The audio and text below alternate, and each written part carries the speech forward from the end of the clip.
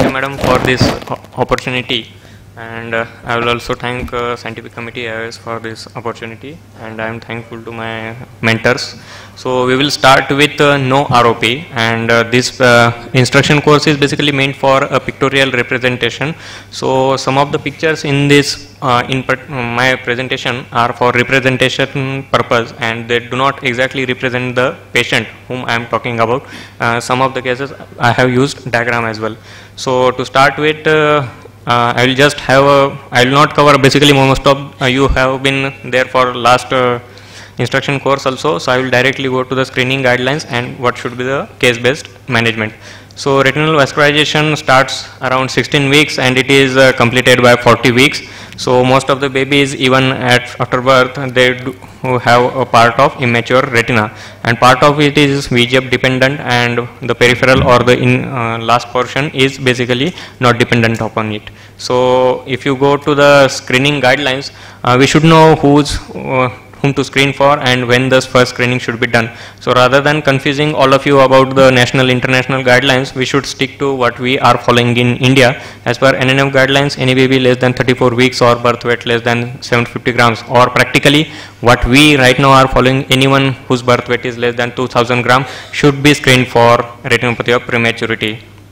So the first screening, as Madam Alot says that it is for 30 दिन रोशनी के, the first screening should be at least done by 30 days of life, but for relatively more premature babies the screening should be done as early as 2 to 3 weeks of life to identify APROP and to avoid the devastating severe blinding complication. What we have been recently following is many of these babies, they do not stay in NICU for a longer time. Some of them are discharged at 2 weeks or even 3 weeks. So any baby which is being discharged can undergo ROP screening, so that this will help us to sensitize the parents about need for ROP screening, and we are not tend to lose these parents. So coming to the case-based discussion, the first case is basically a 26-weeker. Now what we are seeing in India, young, more preterm babies are getting survived because of better neonatal care.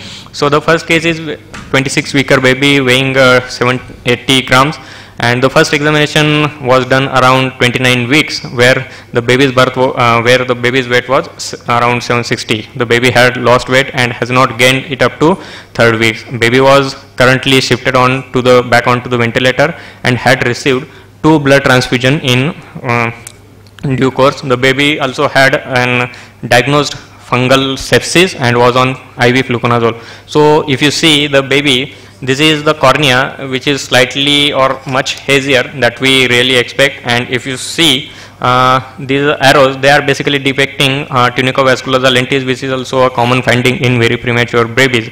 So when I look into the fundus, I could just see these 2 strands of blood vessel. No blood vessel, any part of the blood vessel was not seen on nasal retina. There were only 2 thread-like structures, and they were not reaching even up to the fovea. So if you see this baby, and if you really have to go for the what kind of management we are going to do for this parent, most important thing is we need to discuss the finding with the neonatologist, that there is need to maintain, at least he should try to maintain the saturation between 90-95. He should not keep on the baby on 100% oxygen, and as far as possible, though it's not always possible from their side, but they should try and attempt the best possible systemic stabilization as early as possible, because it's going to help us to get a stable course of disease.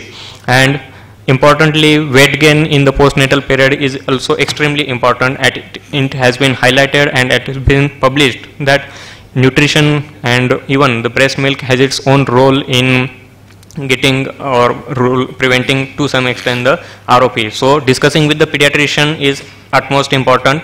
Next comes is the parental counseling. If you look at the picture, that we know that the blood vessels are hardly in the zone 1, and most probably the baby in due course of time is going to develop some form of APROP or type 1 ROP, which will definitely need treatment.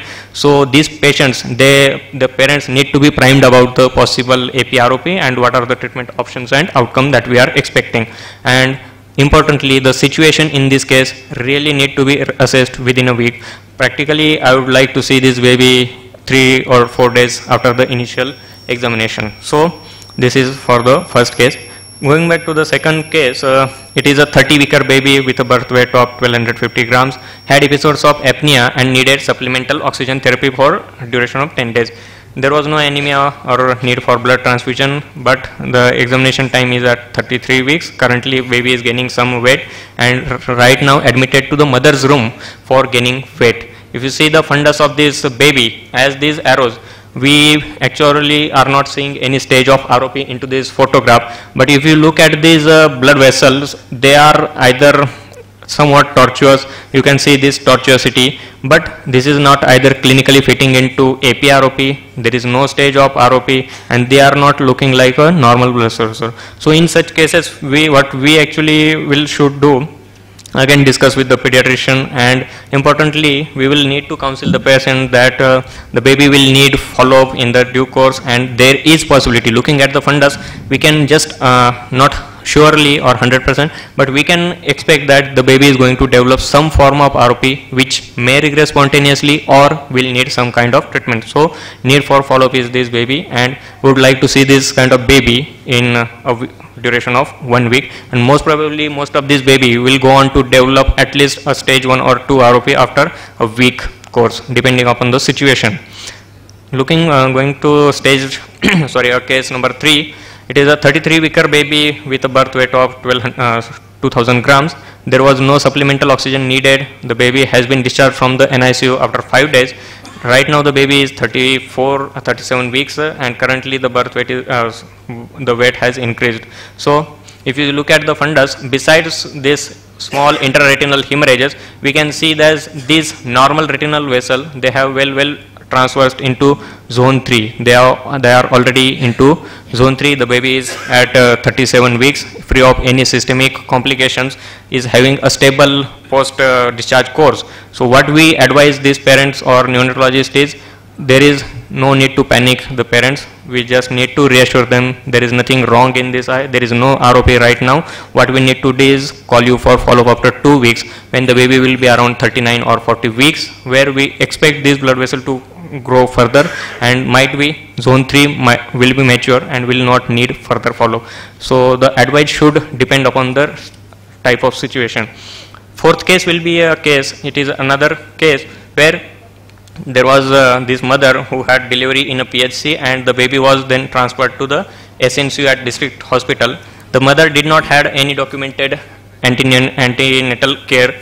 The gestational age was not known to the mother, as she did not know her LMP. Birth weight was 700 grams. The baby had received supplemental oxygen therapy for 2 days, and it was discharged from SNCU after 5 days of course. So right now the baby is 4 weeks. We really don't know about the postmenstrual age, and the current weight has been 1950 grams. So what we see inside is, as this picture is not showing completely vascularization of zone 3, but what we have examined is the blood vessels had reached the temporal ora serrata by the time we have seen this patient for the first time. So this baby basically might be a case of, or most probably is a case of IUGR, and we have screened the baby as the birth weight was less than. So what we need to tell these parents is, there is no further need of ROP screening for this baby, as the zone 3 has already vascularized, and there is no chance that these babies will develop ROP in the due course. Still, we should follow this baby after 6 to 12 months, as most of these baby, they tend to have some kind of visual abnormalities. We should assess their visual acuity at the 6 to 12 months, and if needed, we should do cycloplegic refraction. If we come across any refractive error, we should correct it in time, so that there is, if there is any amyloidopic factor, that can be corrected for.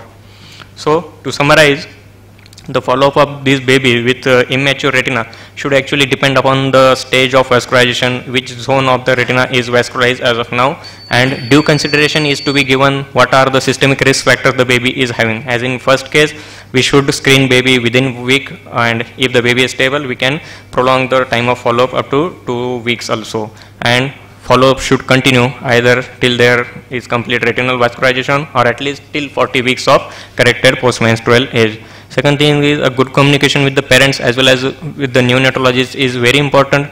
Neonatologist can definitely play an important role in preventing this baby going into ROP, or at least getting a less severe form of ROP which may not need treatment. And last thing I would like to highlight is, there is no harm in screening few babies which are actually cases of IUGR rather than missing a single case of ROP which could have detected. Okay. Thank you.